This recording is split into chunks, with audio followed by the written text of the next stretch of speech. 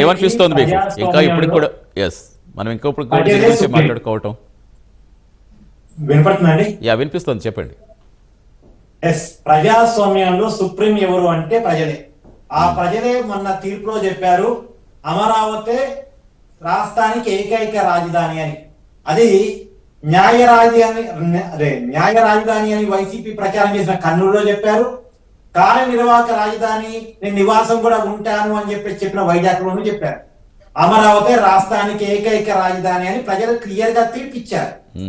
వైజాగ్ సిటీయే రాజధాని అని చెప్పినప్పటికీ కూడా వైజాగ్ ప్రజలు కూటమికే పట్టం కట్టారు. జగన్మోహన్ రెడ్డి గారికి వైజాగ్ సిటీ పరిధిలో కనీసం ఒక్క సీటు కూడా ఇవ్వలేదు. ప్రజలు తీర్పు ఇచ్చిన తర్వాత కూడా ప్రజాభిప్రాయాన్ని గౌరవించలేని వాడు నాయకుడా, ప్రజాభిప్రాయాన్ని గౌరవించలేనిది ఒక రాజకీయ పార్టీనా అనేటువంటిది వైసీపీ వాళ్ళు డిసైడ్ చేసుకోవాలి. ప్రజాభిప్రాయం పట్ల గౌరవం లేనటువంటి రాజకీయ పార్టీలు నాకు తెలిసి ఆంధ్రప్రదేశ్ కు అవసరం లేదు అనేటువంటిది నా అభిప్రాయం. రెండోది, రాజధాని కేంద్రీకృతంగా ఉండాలి, అభివృద్ధి వికేంద్రీకరించబడాలి. అంటే ఇక్కడ రెండు ఉంటాయండి, పాలన కేంద్రీకరించబడాలి, అభివృద్ధి వికేంద్రీకరించాలి.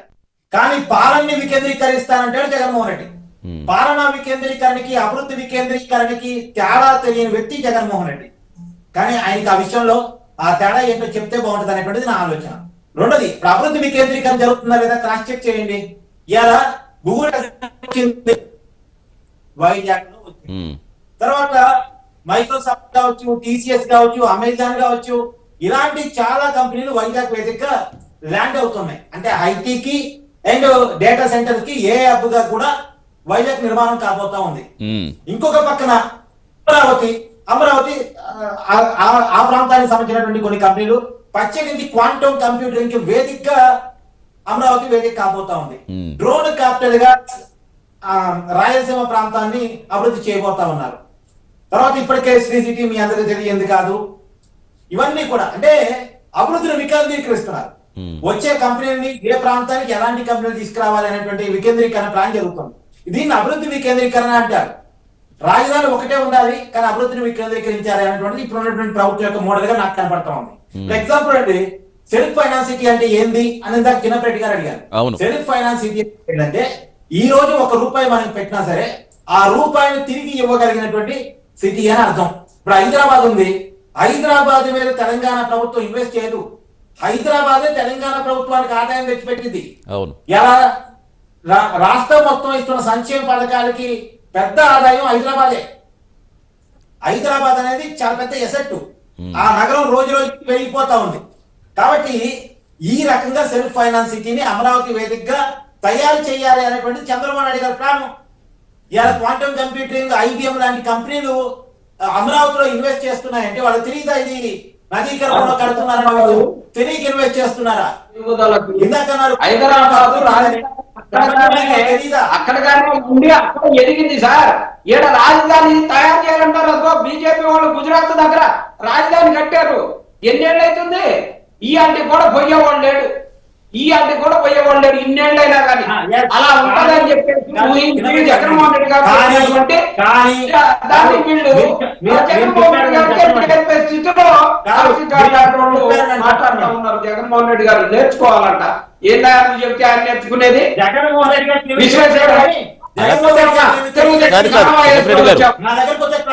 చిన్నప్పటి గారు ఒక్క నిమిషం మాట్లాడేవాడు. అబ్జెక్షన్ ఉంటే చెప్తారు కానీ అంటే ఇంకా చెప్తాను కార్తీక్ గారు.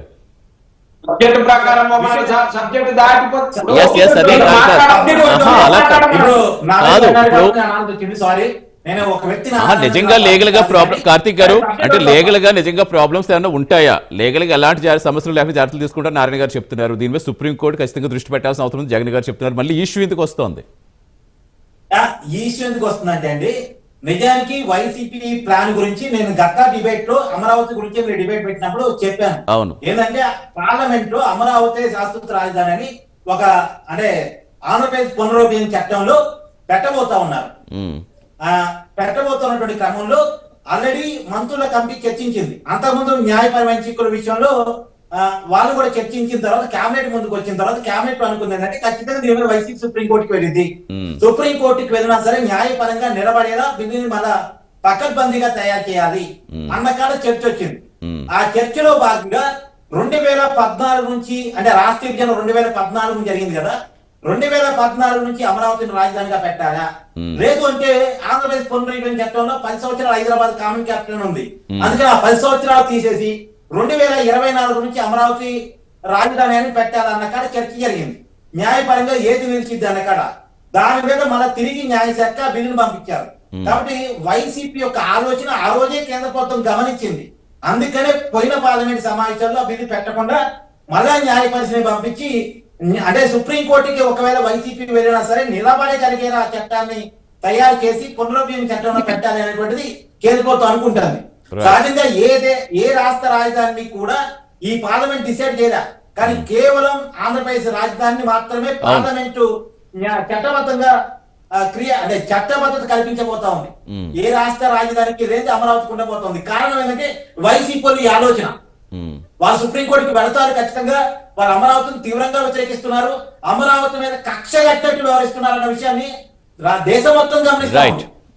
ఒకప్పుడు ఇప్పుడు నదీ గర్భంలో కట్టుకున్నారన్నారు, ఇప్పుడు తాడేపల్లి ప్యాలెస్ ఎక్కడుందండి? తాడేపల్లి ప్యాలెస్ ఎక్కడుంది? నదీ గర్భంలో కట్టుకున్నారా? అమరావతి అంతకుముందు నుంచి లేదా? అమరావతి చరిత్ర వాళ్ళకి తెలియదా? ఎప్పటి నుంచి ఉంది అమరావతి నగరం? ఎంతమంది ప్రజలు అక్కడ నివాసం ఉన్నారు?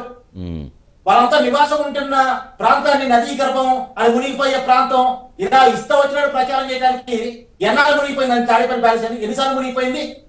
ఎన్నిసార్లు కొట్టకపోయారు జగన్మోహన్ రెడ్డి గారు? జగన్మోహన్ రెడ్డి గారు వినీల్ గారు చిన్నప్పటి గారు వస్తున్న ఒక నిమిషం కాదు వినీల్ గారికి ఇంకా ఇవ్వలేదు, వాళ్ళకి ఛాన్స్ లేదు, దాని నుంచి అడుగుతుంటే ఇవ్వలేదు. ఒక నిమిషం వినీల్ గారు చెప్పాక ఇద్దరు కౌంటర్ దిగండి.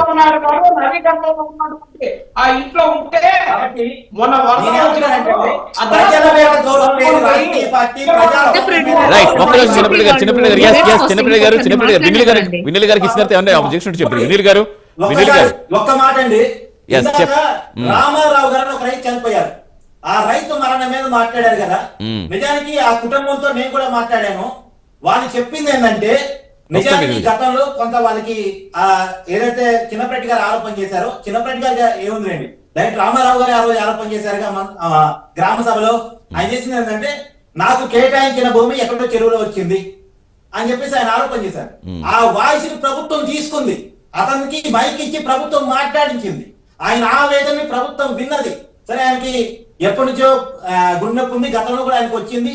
అదే క్రమంలో ఆయన బీపీకి గురయ్యారు, గుడిపడి వచ్చింది, దురదృష్టకరం. కానీ గతంలో అమరావతి రైతుల బాధని వైసీపీ వినగలిగిందా? రైట్ వినీల్ గారు ఒక నిమిషం చిన్నప్పటి గారు చిన్నప్పటి గారు కాదు సరిపోతే అంతకు ముందు ఆయన సమస్యలు అలా కాదు, మళ్ళీ అది మనకి పెరిగిపోద్ది, అది మనకు అనవసరంగా కాదు. ఒక నిమిషం సబ్జెక్ట్ మీద వెళ్తాం. ఒక్క నిమిషం చిన్నప్పటి గారు ఒక్క నిమిషం చిన్నప్పటి గారు కార్తీక్ గారు వినీల్ గారు వినీల్ గారు మాట్లాడండి. థ్యాంక్ యూ అండి.